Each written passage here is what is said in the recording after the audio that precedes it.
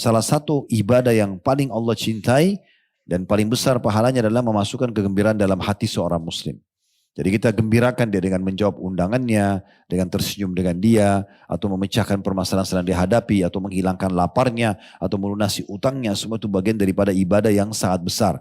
Jadi jangan berpikir ibadah itu hanya sholat, puasa, zakat, bukan. Tapi luas, masuk ke dalam semua lini kehidupan kita. Allahu Rabbi wal Islam dini wa Muhammadan Rasulullah.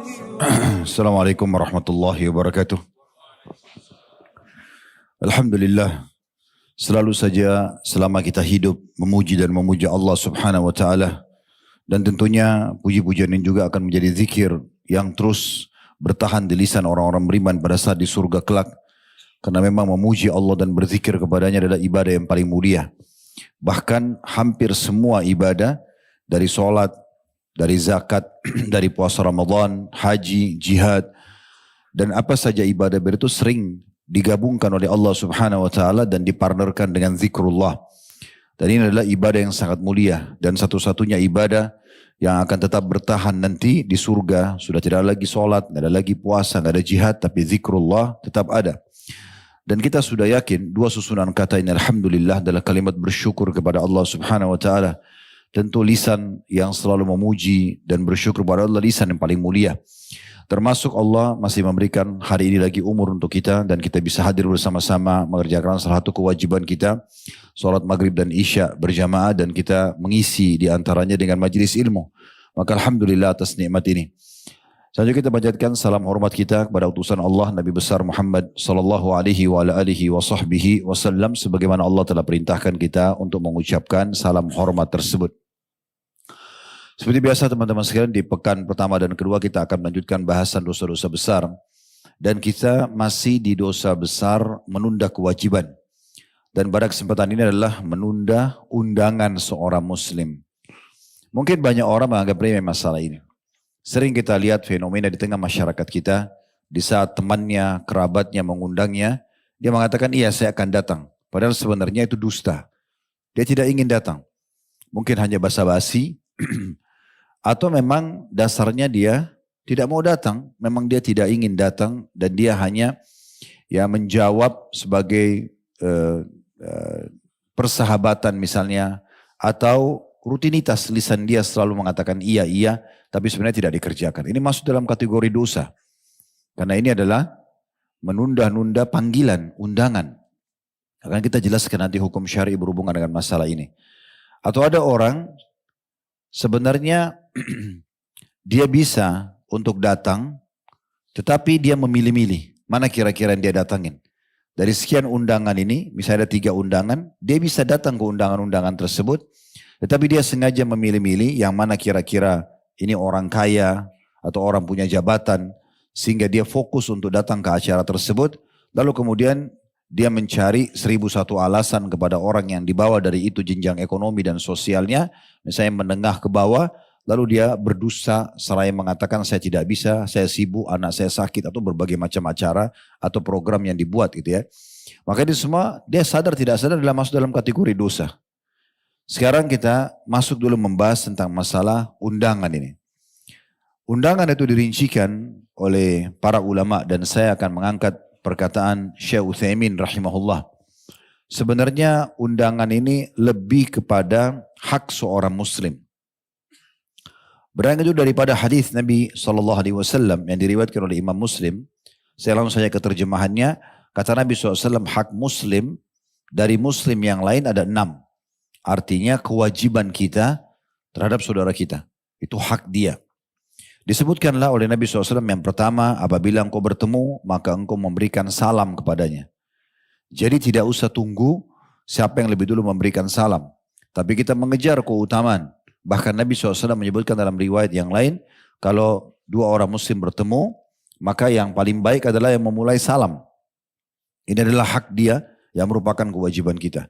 Dan juga hukumnya wajib bagi orang yang mendengar salam saudaranya untuk menjawabnya.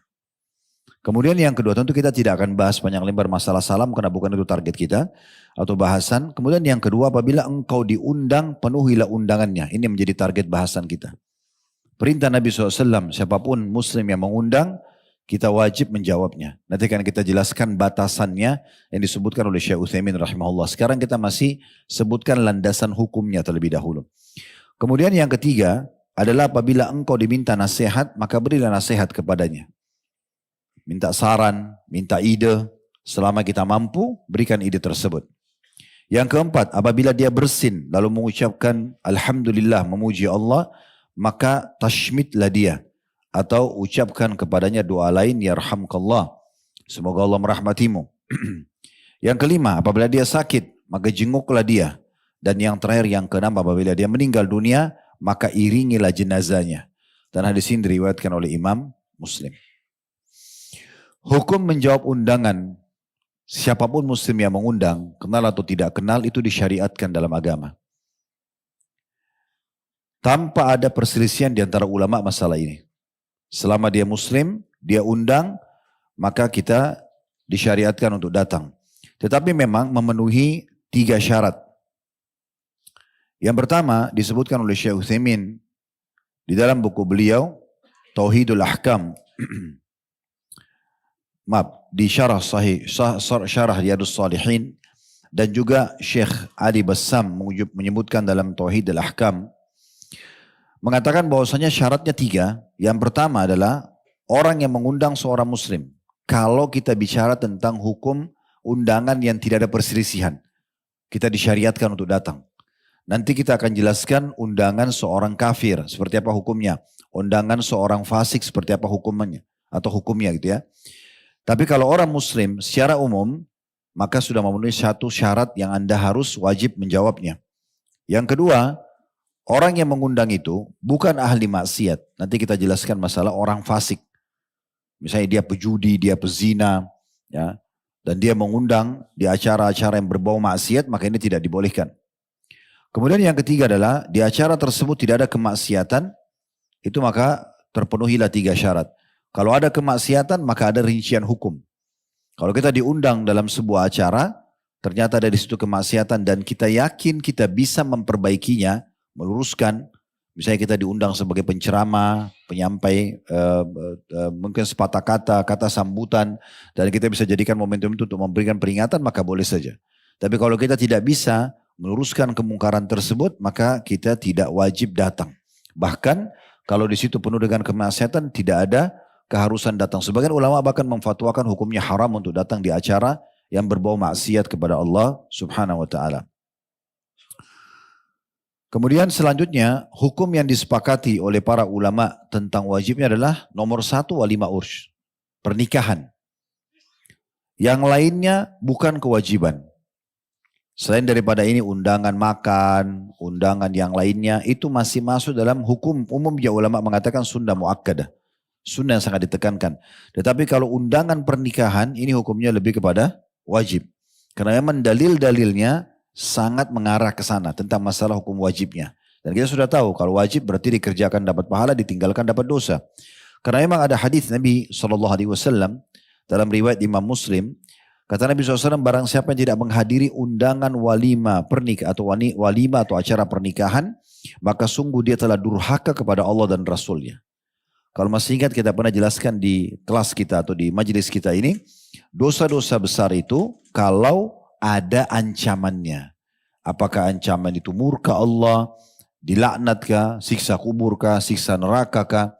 Ini semua masuk dalam kategori dosa. Di sini dikatakan siapa yang tidak menjawab undangan pernikahan, maka dia telah durhaka kepada Allah dan Rasulnya. Bahasa durhaka sini berarti dosa. Hadis ini sahih riwayat Imam Muslim. Juga kata Nabi SAW dalam hadis yang lain, apabila seseorang di antara kalian diundang untuk menghadiri walima atau resepsi pernikahan, maka penuhilah. Penuhilah. Di sini perintah. Jawablah. Datanglah. Gitu ya. Nah seperti itu yang disepakati oleh para ulama. Sebagian ulama juga kata masih Syekh Utsaimin ya, menyebutkan di Qaulul Mufid tentang masalah pentingnya juga seseorang memahami undangan ini Kalau undangan walimah urus atau pernikahan, yang wajib adalah yang pertama dan hari pertama. Maksudnya adalah kalau orang itu mengadakan acara 3 hari, 1 minggu, kita nggak harus datang di hari kedua atau hari ketiga. Dan kalau bertemu misalnya antara akad nikah, biasanya kan kita adakan akad nikah pagi misalnya, lalu ada acara gedungnya malam hari. Kalau bertemu 2 acara seperti ini, maka yang wajib yang kita datang adalah akad nikahnya. Sementara acara gedungnya itu adalah sudah sunnah, karena yang pertama sudah kita jawab, gitu ya. Apalagi kalau dasarnya acara gedung itu berbau kemaksiatan kepada Allah, itu nggak boleh. Ya, jadi kita tidak boleh hadir, kecuali tadi syaratnya kita bisa meluruskan kemungkaran itu. Kita punya peluang untuk menyampaikan kepada mereka tentang kesalahan tersebut. Nah ini poin. Kalau ada digabungkan antara akad nikah dengan acara undang makan bersama dengan tamu, ya seperti biasa kalau acara gedungnya, saya pernah hadir begitu, akad nikah di masjid, habis itu turun ke ballroomnya, di masjid itu juga, di lantai dasarnya, kemudian ada acara untuk menjamu tamu di sana. Maka kita bisa hadir keduanya, tidak ada masalah. Ya, gitu. Dan ini hukumnya wajib. Kalau misalnya kita dasarnya tidak bisa hadir, maka dari awal batalkan. Saya undang ya acara perkawinan ini, oh maaf saya belum bisa. Langsung kita batalkan. Jangan kita mengiyakan, padahal sebenarnya kita tahu kita tidak akan datang. Karena masuk dalam kategori melanggar kewajiban. Nah, ini poin penting untuk digarisbawahi. Supaya jangan lagi mulai hari ini kita berbasa-basi. Semua orang yang kita janjikan akan kita datang acaranya, padahal sebenarnya kita tidak datang. Apalagi tadi seperti di awal pembukaan kami sampaikan, orang memilah-milah. Pokoknya siapa yang tokoh masyarakat dijawab, kalau masyarakat biasa tidak. Maka dalam Islam tidak ada batasan seperti ini. Ukhuwah Islamiyah harus dijalin. Mau orang itu punya kedudukan atau tidak di tengah masyarakat, kalau dia undang itu hak dia sebagai seorang muslim. Kalau tidak mampu sekali lagi datang, dari awal bahasakan. Saya berapa kali kadang-kadang habis taklim seperti ini, ada ikhwan yang datang membawa, Ustaz tolong hadiri acara perkawinan saya. Saya datang kali, oh saya nggak bisa. Dari awal saya sudah batalkan, maaf saya tidak bisa datang. Jadi dari awal, jadi kita tidak ada keterkaitan hukum daripada kita mengatakan iya insya Allah saya akan datang, ya, atau saya akan datang. Padahal sebenarnya kita tahu di waktu itu kita nggak bisa. Kalaupun misalnya kita yakin bisa dan ternyata ada halangan syar'i, sakit kah, musafir kah, misalnya ada hal-hal yang genting kita nggak bisa hadir, batalkan undangan tersebut. Telepon, WA, beritakan saya nggak bisa datang ya, mohon maaf. Karena ini ada hubungannya dengan hukum syar'i. Kewajiban antum untuk datang kalau sudah diundang. Terlebih lagi ada batasan juga kata para ulama, adalah kalau undangan itu tertuju kepada kita secara khusus. Kalau diberikan undangan umum, contoh misalnya kita ada di masjid begini, terus tiba-tiba atau mungkin antum lagi di komplek perumahan antum, di RT antum misalnya, lalu ada satu bapak datang menyampaikan kepada imam masjid, tolong undang jemaah secara umum untuk hadiri acara perkawinan saya hari Sabtu nanti. Umum, semua jemaah boleh datang yang ada di masjid. Maka di sini antum tidak wajib datang. Karena antum tidak dikhususkan. Tapi kalau ada pengkhususan nama antum ditulis gitu ya, diundang. Atau misalnya diundang secara lisan. Maka itu berarti sudah jelas hukumnya jadi wajib. Karena sudah mengarah kepada kita. Ini hukum-hukum syar'inya. Kemudian Syekh Utsaimin masih melanjutkan dalam syarah Riyadhus Shalihinnya tentang masalah bagaimana kalau orang kafir mengundang. Maka ini ada batasan. Tidak semua undangan orang kafir bisa dihadiri. Ya. Kalau dia kerabat misalnya, punya hubungan kekerabatan dan kita silaturahim kayak orang tua kita non muslim, paman, tante, hubungan kerabat. Dan ada kumpul acara keluarga, tidak ada masalah. Itu pun harus ada batasnya, tidak ada kemaksiatan di situ. Jangan misalnya mereka lagi ritual ibadahnya misalnya, lalu kita ikut-ikutan di situ. Atau mereka lagi minum khamr, atau mereka lagi makan babi. Semuanya tidak boleh dalam Islam. Dan seseorang harus punya prinsip menjelaskan saya muslim ini tidak boleh. Beberapa teman-teman kita mu'alaf yang datang kepada kami bertanya masalah hukum ini, kami jelaskan. Bagaimana Ustaz ya menghadapi keluarga, tapi mereka masih non muslim. Antum harus tunjukkan prinsip antum sebagai seorang muslim. Saya nggak boleh makan ini, saya tidak boleh minum ini. Mohon maaf karena selama ini saya tahu acara itu begitu, kita sampaikan. Dan ada satu, saya kenal seorang ikhwah kita menikah dengan orang non muslim lalu masuk Islam, tentu masuk Islam, mu'alaf istrinya. Kemudian dia cerita, dia terapkan ini ke keluarga istrinya, ke mertuanya, sehingga mertuanya sangat tahu kalau dia lagi diundang, maka tidak ada makanan yang haram dalam Islam untuk menghormati anak mantunya yang muslim. Maka itu berarti masih boleh, karena ada silaturahim di situ. Atau misalnya dalam hal perdamaian, akad perdamaian, atau ada maslahat-maslahat dakwah secara umum. Karena Nabi SAW pernah menjawab undangan orang Yahudi di Madinah, gitu kan? Karena memang ada maslahat-maslahat dakwah. Karena Nabi SAW biasanya sambil mendakwahi orang-orang, gitu ya. Atau beliau pernah mendatangi salah satu orang Yahudi anak muda yang pernah bekerja membantu Nabi SAW. Dan pada saat dia sakit keras, Nabi datang menjenguknya untuk mengajaknya masuk Islam. Jadi ini semua batasan boleh. Tapi kalau umumnya, acara umum, mereka lagi pesta-pesta, acara yang tidak jelas gitu ya. Apalah namanya sekarang cukup banyak hari-hari yang mereka rayakan gitu ya. Sehingga tanpa kita tahu apa isinya, udahlah itu bentuk cinta, itu bentuk kasih sayang, bentuk toleransi. Ini gak bisa sebagai seorang muslim, ada batasannya. Kita punya agama yang mengatur kita. Jadi mana yang boleh toleransi, mana yang tidak, kita harus jelas ya, memahami itu sehingga tidak melanggar. Itu juga tentang masalah orang fasik. Kalau orang fasik ini ahli maksiat, tadi sudah kita singgung.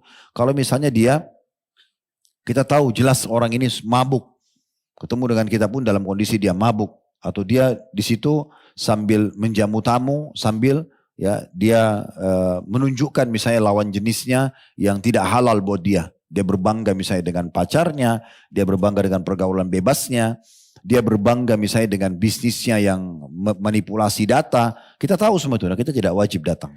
Ya, kita tidak wajib datang. Ini semua poin-poin penting yang harus kita garis bawahi tentunya. Ini secara hukum.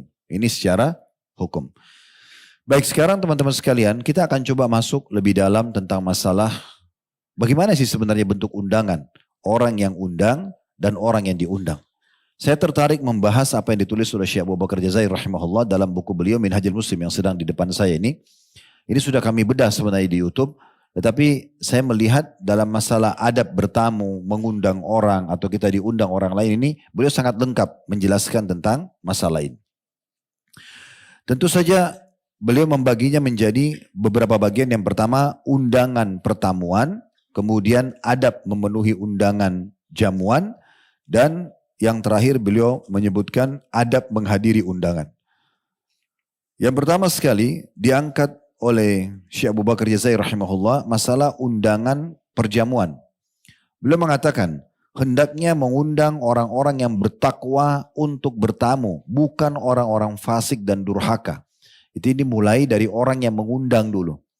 Jadi kalau kita mau ngundang orang, ya, maka yang diundang juga jangan semuanya orang, tapi kita memilih orang-orang tertentu. Itu hukum dasarnya ada dari sabda Nabi SAW. Di mana beliau bersabda adalah tusahib illa mu'mina wa la ya'kul ta'amaka illa taqi. Janganlah engkau bersahabat kecuali dengan orang-orang yang beriman, dan janganlah memakan makananmu kecuali orang yang bertakwa. Ini yang pertama kalau kita mau buat undangan. Bagaimana kalau seandainya kita harus mengundang tetangga? Nggak enak, ada tetangga yang baik, beriman, ada yang tidak. Maka kalau tetangga kita bisa masuk ke satu hukum yang lain, yaitu hak tetangga. Maka boleh kita undang secara umum. Tapi ada batasannya, yaitu yang akan datang nanti jauh lebih banyak orang yang bertakwa. Kayak misalnya dari 40 rumah dalam komplek itu ada satu keluarga memang jauh dari agama. Kalau kita undang 39 rumah yang lain misalnya, atau 38 yang lain, yang satu tidak, ini takutnya dia tersinggung misalnya. Maka kita mengundang dia. Tapi satu orang ini tidak berpengaruh pada 38 orang. Jangan berimbang 50-50% misalnya. Atau mereka lebih dominan. Mereka misalnya dari 40 rumah itu 35 orang fasik semuanya. Mereka akan datang dengan maksiatnya, dengan segala macam pelanggaran agama. Sementara yang 5 adalah orang-orang yang baik. Bisa saja yang 5 keluarga itu tidak akan datang karena mengetahui mengundang orang-orang seperti ini. Ya. Jadi ini batasannya. Kemudian yang kedua kata beliau, jangan hanya mengundang orang-orang kaya untuk bertamu atau menghadiri jamuan dengan mengabaikan orang-orang miskin. Berdasarkan sabda Nabi SAW, syarrut ta'ami ta'amul walima yud'a ilaihal agniya'u dunal fuqara. Ketahuilah seburuk-buruk makanan adalah makanan jamuan pesta nikah bila di mana ya hanya orang-orang kaya yang diundang tanpa menyertakan orang-orang fakir. Nah ini adab ini sebenarnya masuk kepada dua kondisi. Kondisi orang yang mengundang, ya, kemudian kondisi juga orang yang diundang. Jadi usahakan kalau kita mengundang, kita undang semua orang, jenjang sosial ekonomi tidak penting. Yang penting kalau bisa bertemu mereka adalah orang-orang yang baik-baik yang kita undang, maka itu sangat baik. Ya. Yang ketiga, Tidak bermaksud bermewah-mewahan dan sombong dalam mengundang jamuan atau tamu-tamu, akan tapi mengikuti sunnah Nabi Muhammad SAW dan juga Nabi Ibrahim alaihi wassalatu wassalam yang dikenal dengan Abu Dhi'fain atau Abu Dhi'fan tepatnya, atau orang yang suka menjamu tamu, dan hendaknya diniatkan pula untuk membahagiakan orang-orang mukmin dan menebarkan ghibtah. Ghibtah ini berarti kita menunjukkan pada orang-orang kalau kita sebenarnya melakukan satu perbuatan dengan harapan orang itu nanti mencontohinya. Dan juga masukkan kegembiraan dalam hati seorang muslim.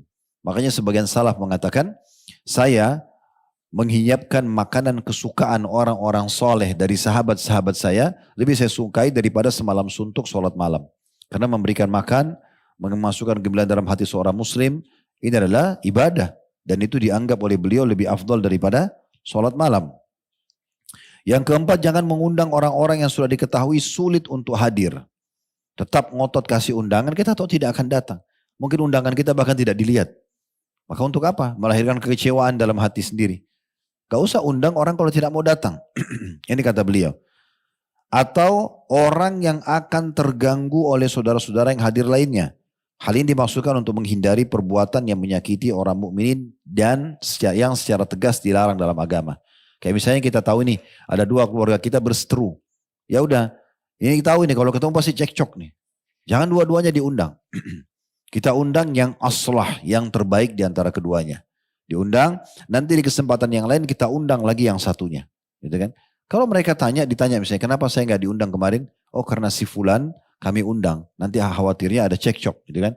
Tapi kami ada acara lagi di bulan ini, di tanggal ini kami akan undang Anda misalnya. Nah seperti itulah. Dan Nabi SAW mencontohkan masalah ini ya. Beliau di Mekah pernah mengundang seluruh kerabatnya untuk makan dan ditawarkan Islam. Walaupun pada saat itu Abu Jahal menolak dan sempat membubarkan keluarga itu. Dan dia mengatakan, hai Muhammad, apakah engkau mengumpulkan kami hanya untuk mengiklankan kalau engkau adalah seorang utusan Allah? Lalu kemudian dia pun pergi. Ya.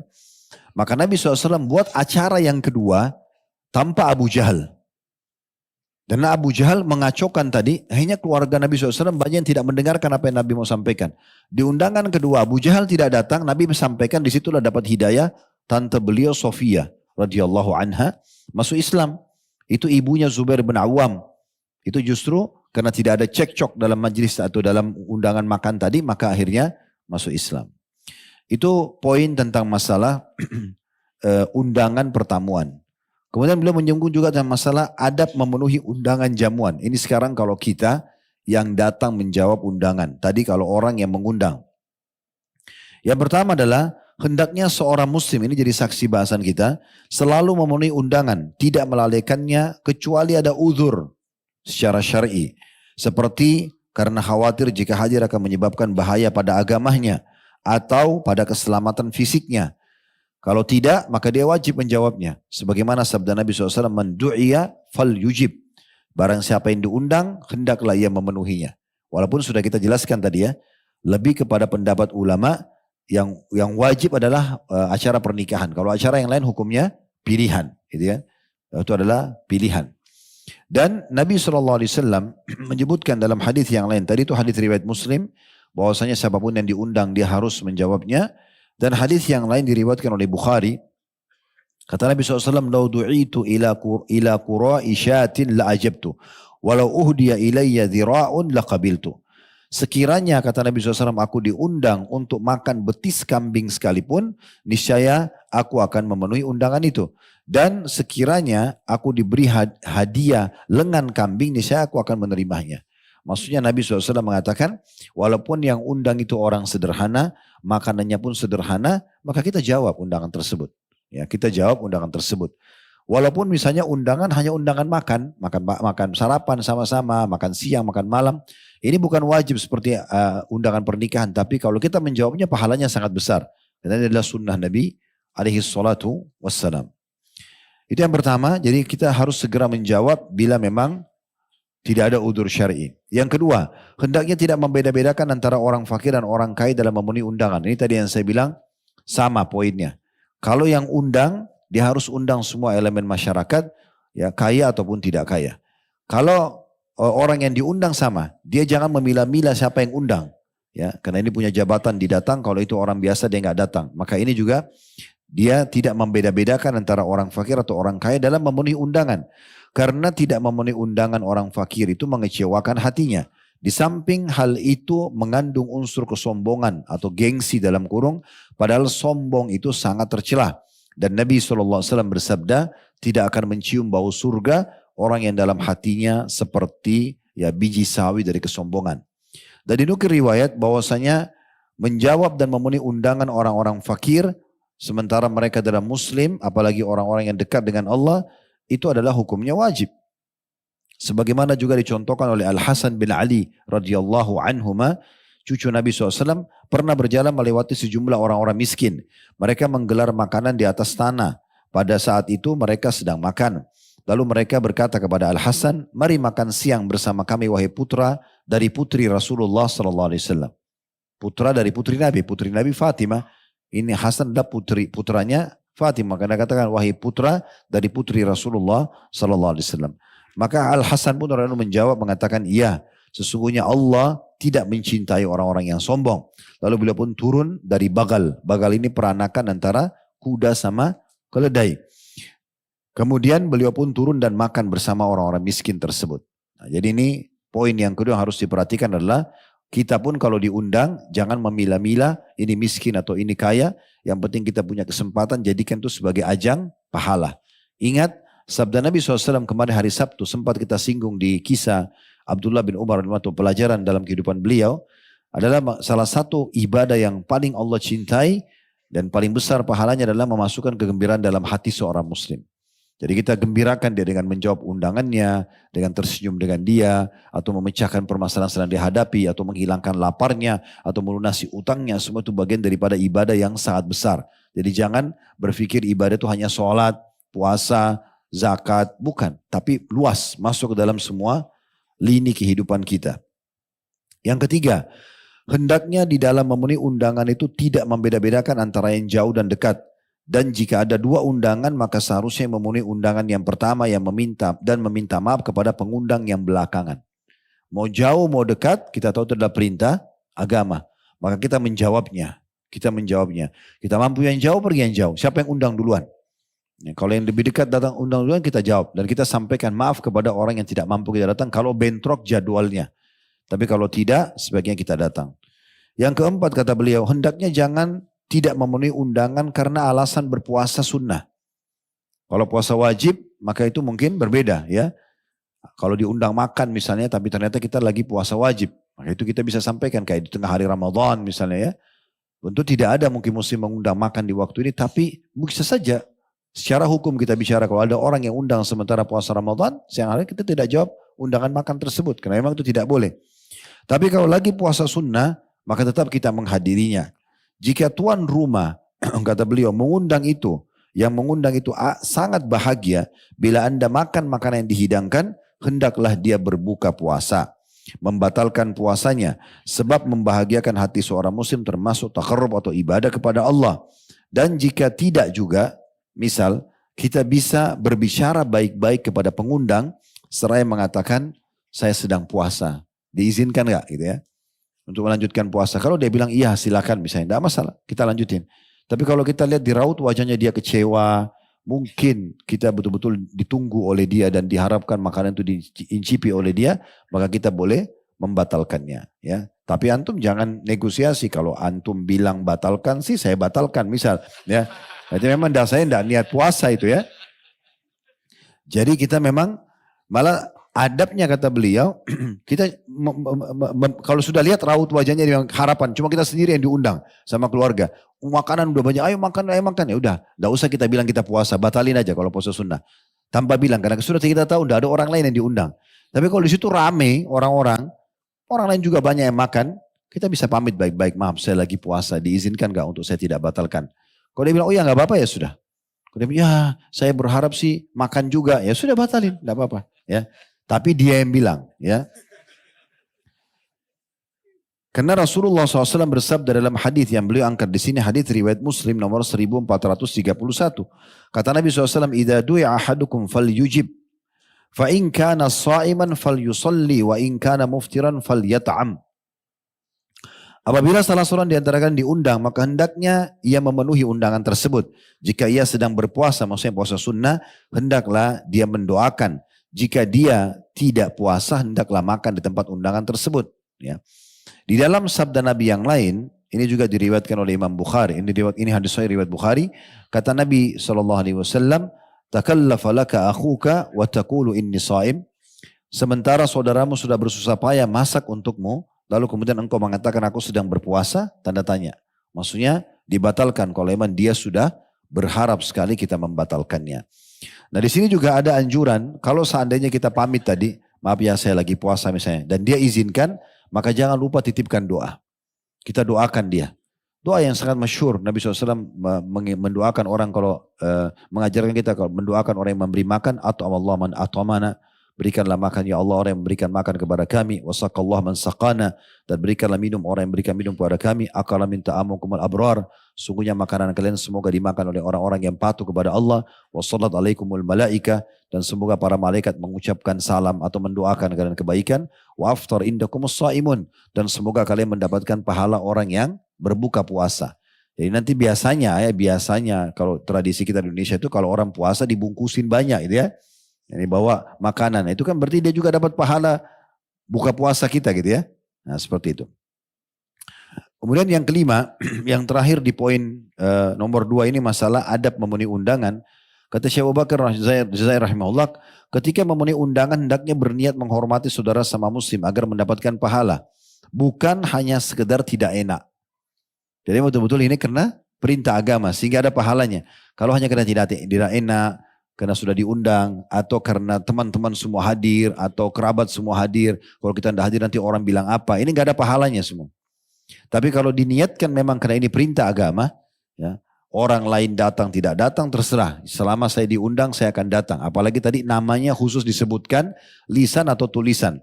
Maka ini harusnya dia niatkan untuk menjalankan sunnah Nabi SAW. Kata beliau karena hadis yang umum, innamal a'malu binniyat wa innamal likulli imri'in ma nawa. Semua amalan itu tergantung niatnya dan sungguhnya seseorang itu hanya akan mendapatkan apa yang diniatkannya. Maka kita niat untuk ibadah. Sebagai penutup teman-teman sekalian, poin C-nya ada 3 poin tadi beliau bahas di sini tentang adab menghadiri undangan. Ini kurang lebih ada 9 poin beliau jelaskan. Yang pertama, hendaknya tidak terlambat datang agar tidak membuat mereka gelisah. Jadi kalau kita termasuk orang yang diundang jam berapa? Jam 7 malam misalnya, jam 8 malam. Kecuali memang ada udzur syar'i. Lagi waktu sholat kita sholat dulu. Ya, berbeda. Tapi kalau tidak, maka kita tahu nih undangannya misalnya jam 8 malam lah anggap. Sudah lewat waktu isya misalnya. Maka jangan jam 8 atau jam 8 kurang 10 baru jalan. Kita tahu tempatnya jauh, macet misalnya. Sehingga kita telat. Ya, ini tidak benar. Ini ada satu tradisi yang kita lihat sering di Indonesia ini, di negara kita semoga Allah kasih hidayah. Itu selalu molor waktunya. Undangan jam 8, nanti jam 9 baru datang. Ya, dan saya sering kali kalau diundang begitu saya datang on time. Sebelumnya sudah saya datang. Begitu datang masih kosong. Oh ya Ustaz sudah datang ya? Ya. Mana tamu yang lain? Oh biasa Ustaz molor. Gitu. Jadi kayak biasa. Bahasa biasa ini seakan-akan itu sudah tradisi. Itu nggak baik. Gitu. Ya. Saya subhanallah punya sahabat dekat namanya Abdurrahman Suwaid. Hafidahullah di Jeddah. Orang Saudi. Satu pelajaran yang saya ambil dari beliau selalu on time. Betul-betul luar biasa. Gitu. Kalau diundang atau janjian, pasti datang sebelum waktunya. Sehingga betul-betul luar biasa. Jadi kalau kita saya janjian misalnya jam 6 sore atau jam 5 sore di Jeddah misalnya. Kami dari Mekah. Saya sudah pertimbangkan nih, jalan dari Mekah ke Jeddah 1 jam. Saya ambil spare 1,5 jam. Sehingga datang sebelum jam, sepakat misalnya jam 5. Jam 5 kurang 10 saya sudah di lokasi. Tapi ternyata dia sudah lebih dulu datang. Ya, dia sudah tunggu di situ. Hampir setiap saya janjian selama kami bersahabat, tidak pernah saya lebih dulu datang. Pasti dia lebih dulu. Dan selalu on time betul-betul. Nah ini pelajaran penting, kita harus komitmen. Karena memang sunnah Nabi SAW seperti itu. Ya, ajaran dalam syariat kita harus seperti itu. Jadi jangan terlambat kalau diundang. Kalau tahu macet, ya kasih spare waktu di mana kita tidak telat. Makanya pernah saya juga menjelaskan ke beberapa teman-teman yang bergabung bersama kami di kantor. Kenapa telat akhi? Macet Ustaz. Baik. Kalau antum tahu dari lokasi antum itu macet, antum harus spare waktu. Kalau jam akad jam 7.30 masuk kerja, maka kalau keluar jam 7, setengah jam gak cukup, keluar setengah 7. Ambil waktu mundur. Jangan dijadikan alasan macetnya. Kalau itu alasan, maka semua orang akan jadikan alasan. Itu tidak benar. Sementara muslim harus patuh dengan akadnya. Al-muslimu ala syurutim. Orang muslim sesuai dengan syarat yang disepakati. Kalau akadnya 7.30 masuk dan keluar jam 5 sore, telat 1 menit saja 7.31, antum harus minta keridhoannya pemilik perusahaan. Kenapa kalau antum lembur antum minta tambahan, kalau antum telat antum tidak minta dipotong gitu ya. Kadang-kadang ada juga orang nakal nih, mereka makan waktu siang istirahat cuma jam 12 sampai jam 1, keluar molor sampai jam 2 baru kembali. Dia tidak sadar ini per menitnya akan ditanya oleh Allah SWT. Mungkin pemilik perusahaan tidak tahu, tapi antara antum sama Allah itu akan ada hisapnya. Karena kita harus patuh dengan akad kita.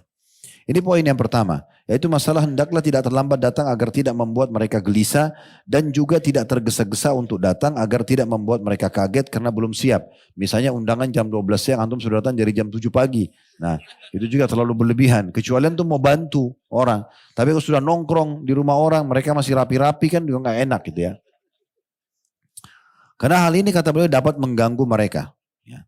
Kemudian yang kedua, apabila memasuki ruangan majelis, hendaknya tidak mengedepankan diri. Akan tetapi hendaklah bersifat tawadhu atau rendah hati. Lalu apabila tuan rumah mempersilakan duduk di satu tempat, maka duduklah di situ dan jangan meninggalkannya. Nah, ini juga pernah kami jelaskan dalam adab bertamu teman-teman sekalian. Hal yang harus diperhatikan, ketuk pintu. Ya, sunnahnya 3 kali. Ucapin salam, tidak usah lebih. Kalau sampai 3 kali nggak dibuka, pulanglah. Gitu kan? Tidak usah bel terus rumah orang. Ini mana nih? Mungkin lagi di kamar mandi, apalah. Mungkin dia tidak mau jamu tamu. Ya kan? Jadi nggak perlu kita paksain. Ini pernah terjadi di masa Umar radhiyallahu anhu. Ada satu orang Ansar datang bertamu ke rumah beliau dan beliau kebetulan lagi sholat sunnah. Ya. Kemudian orang Ansar itu ketuk 3 kali, salam, Umar masih sholat, belum jawab. Orang itu langsung pergi. Maka Umar keluar tanya tetangganya, siapa tadi yang datang? Oh si fulan dari Ansar. Kata Umar, kenapa dia pergi? Kalau dia tidak datangkan hujah, argumentasi ya, dalil tentang masalah ini saya akan hukum dia. Harus ada dalilnya. Nabi ajarin begitu enggak? Maka Umar suruh dipanggil. Lalu kata Umar, apa yang membuatmu pergi? Sementara kau masih bisa menunggu. Kata dia, saya mendengarkan Nabi SAW bersabda, kalau saudara dan rekan bertamu ke rumah saudara dan dibentuk 3 kali, ucapin salam 3 kali, tidak dibuka pulanglah. Kata Umar, siapa jadi saksi? Rupanya Umar belum dengar hadis itu. Kata Umar, siapa yang jadi saksi? Dia bilang si fulan. Banyak sahabat Nabi yang masih hidup di masa itu tahu dan memberikan kesaksian. Nah, ini contohnya. Jadi kita harus tahu adabnya. Ya. Kemudian kalau orang ada 2 daun pintu, teman-teman sekalian, berdirilah di daun pintu yang tidak terbuka. Misalnya kita tahu ini yang terbuka, ini biasa tidak dibuka. Kita berdiri di situ. Karena takutnya orang begitu buka pintu tersingkap aurat istrinya, mungkin ada sesuatu yang tidak layak untuk dilihat, gitu ya. Kita berdiri di daun pintu yang tidak terbuka. Setelah dibuka pun ucapin salam dan tunggu dulu. Kalau dipersilahkan masuk, baru masuk. Jangan nyelonong rumah orang langsung. Masuk juga ke dalam, tanya dulu. Saya kalau masuk ke rumah orang, saya tanya dulu. Silakan Ustaz, ya baik. Di mana saya harus masuk? Oh di ruangan sini Ustaz. Saya tanya lagi, di mana saya harus duduk? Karena kadang-kadang kalau kita duduk di satu sofa, mungkin itu sofa yang sering duduk oleh tuan rumahnya. Jadi nggak enak. Jadi adabnya gitu kita sampaikan. Maka duduk sebelah sini. Baik, saya duduk sebelah situ. Ya. Contohnya. Dan juga sama, kalau dihidangkan sesuatu, maka makanlah ada yang ada di depan. Tidak nyelonong tangannya di mana-mana gitu. Sesuai dengan sabda Nabi SAW kepada anak beliau, anak istri beliau, anaknya Ummu Salamah, namanya Umar, masih kecil. Maka kata Nabi SAW, hai anak kecil, Sammillah wa kul biyaminik wa kul mimma yalik. Hai anak kecil, baca bismillah kalau kamu mau makan, makan dengan tangan kanan dan makan apa yang ada di hadapanmu. Udah. Kalau ada beberapa toples kue yang dibuka satu itu aja. Itu pun makan 1, cukup 2. Jangan setengah toples dihabisin. Wah enak banget ya. Karena bisa saja mungkin dia cuma punya itu. Contoh kita nggak tahu. Hendaknya segera menghidangkan makanan untuk tamu. Ini bagi tuan rumah karena segera menyuguhkan makanan itu pertanda memuliakannya. Selain juga orang yang bertamu harus menjaga adabnya. Sehingga dia kalau masuk rumah, dia mengetuk dulu 3 kali, kemudian dia tidak segera nyelonong masuk ke dalam rumah, duduk di tempat yang dipersilahkan, dia hanya makan makanan yang dihidangkan. Nah semua itu penting. Dan jangan lupa baca basmalah itu ya. Kata Nabi SAW untuk tuan rumahnya, man kana yu'minu billahi wal yawmil akhir falyukrim dhaifa. Barang siapa yang beriman pada Allah hari akhir, maka hendaklah dia memuliakan tamunya. Dalam hadis Bukhari dan juga Muslim. Yang keempat, hendaknya tidak segera mengangkat atau menarik kembali makanan bagi tuan rumah sebelum mereka benar-benar tamu ya tidak mengambilnya lagi. Dan semua yang hadir benar-benar selesai makan. Kalau perlu kita tambah makanan kalau memang tamunya banyak ya. Jadi kalau misalnya antum undang 100 orang ya mungkin bisa kita pesan lebih dari 100 porsi ya. Mungkin 110, 105 kita lebihkan itu lebih baik. Itu masuk dalam hadis Nabi tadi memuliakan tamu, memuliakan tamu. Anda juga kalau sedang jadi tamu teman-teman sekalian, misal kita lihat ada tempe goreng, ada tahu, ada ayam, biasanya tuan rumah itu sudah hitung porsinya kan. 100 orang berarti dia pilih 100 atau 105. Jangan antum ambil 3 potong ayam, tahu, tempe. Kenapa enak banget. Itu juga nggak bisa. Mungkin orang lain tidak dapat bagian nanti. Ada saya pernah lihat begitu orang datang penuh piringnya makanan. Kenapa makanannya enak Ustaz? Wah enak. Semua pasti enak dihadirkan untuk tamu. Tapi bukan begini caranya gitu kan. Jadi ambil sesuai dengan porsi. Nanti kalau misalnya memang kita selesai makan, masih pengen lagi dan memang masih ada, dipesankan oleh tuan rumahnya baru. Ini adab-adab yang harus dijaga. Begitu Islam mengajarkan sampai sedetail itu. Yang kelima, hendaknya menghidangkan makanan untuk tamu secukupnya. Karena menyedikitkan itu menodai wibawa dan kehormatan diri. Maksudnya tadi porsinya dilebihkan ya. Sedangkan berlebihan adalah sikap memaksakan diri. Misalnya tamu hanya 5 orang tapi dibeli makanan untuk 50 orang. Nah itu juga mubazir gitu kan. Berlebihan. Dan dikatakan adalah sikap memaksakan diri dan ada unsur pamernya. Kedua sikap ini semuanya tercela dalam agama Islam. Yang keenam, apabila seorang muslim menginap sebagai tamu di rumah seseorang, hendaknya tidak lebih dari 3 hari. Kecuali jika orang yang ditamui atau tuan rumah memaksanya untuk tinggal di rumahnya lebih dari itu. Dan apabila ia hendak keluar rumah atau pulang hendaklah berpamitan terlebih dahulu. Kalau sampai pun kita bertamu, ini tambahan sebenarnya. Kalau ada orang diundang datang bertamu, kemudian dia menginap di rumah orang yang mengundangnya misalnya. Maka bertamu itu maksimal 3 hari. Selebihnya kalau masih diizinkan oleh tuan rumah berarti tambahan saja. Tapi hak tamu maksimal 3 hari. Itu pun juga harus untuk adab-adabnya teman-teman. Apapun yang disiapkan sebagai fasilitas, kamarnya, kamar mandi, AC segala macam ini bukan berarti kita main sembarangan menggunakan fasilitas tanpa kita bertakwa kepada Allah Subhanahu wa taala. AC itu dimatikan, mati nyala ini itu banyak mengambil listrik. Jadi harus kita tahu tuan rumahnya nanti terbebani dengan tambahan. Kalau antum kedinginan antum tinggal besarkan saja angka ya Celsiusnya supaya dia tidak terlalu dingin gitu ya. Tapi mati hidup jangan gitu kan. Kemudian juga apa yang diletakkan situ sabun, sampo bukan untuk dibawa pulang ini ya. Ya iya. Ada orang begitu masuk di hotel ambil semuanya belum tentu diizinkan handuk lah inilah segala macam. Orang naik pesawat sekarang pesawat akhirnya banyak bagi sendok plastik. Dulu saya ingat waktu saya masih kecil masih sendok besi. Udah enggak karena dibawa pulang. Padahal sebenarnya tidak masuk dalam akad gitu ya. Tapi mungkin kalau sampo sabun di hotel oke lah. Tapi paling tidak antum pamit ya. Kalau ini boleh nggak diambil? Kalau boleh silakan. Kalau enggak jangan. Jangan karena ini ini banyak nih sudah saya bayar misalnya. Itu enggak. Apalagi di rumah orang itu diantaranya. Yang ketujuh, hendaknya mengantar tamu ini bagi tuan rumah ketika ia hendak pulang hingga keluar rumah karena yang demikian itu adalah amal kebiasaan para salafus saleh dan termasuk bagian dari memuliakan tamu yang diperintahkan dalam syariat sebagaimana dijelaskan dalam hadis tadi. Jadi makna fal yukrim dhaifa dia muliakan tamunya bagi orang beriman pada Allah hari akhir itu adalah salah satunya senyum, ramah, memberikan tempat duduk yang layak, memberikan makanan yang semampu dia yang bagus, menawarkan dia tempat tinggal kalau dari luar kota dan segala macam hal ini masuk dalam penghormatan tamu tadi. Yang kedelapan hendaknya tamu pulang dengan lapang dada kalau kita menjadi tamu. Sekalipun ia merasakan ada kekurangan dari tuan rumah. Yang demikian itu termasuk ciri husnul khuluq atau budi pekerti yang baik. Yang dengannya seseorang bisa mencapai derajat orang yang rajin berpuasa dan selalu sholat malam. Karena Nabi SAW mengatakan sungguhnya orang yang baik akhlaknya tidak suka mencela, tidak suka menjelek-jelekkan ya. Antum datang bertamu ke rumah orang, antum temukan ada kekurangan. Kursinya kah, sofanya rusak misalnya. Atau ada mungkin punya anak kecil bau kencing misalnya. Atau apalah dia hidangkan makanan, tehnya kemanisan. Ini bukan untuk antum ceritakan sebagai sebuah aib.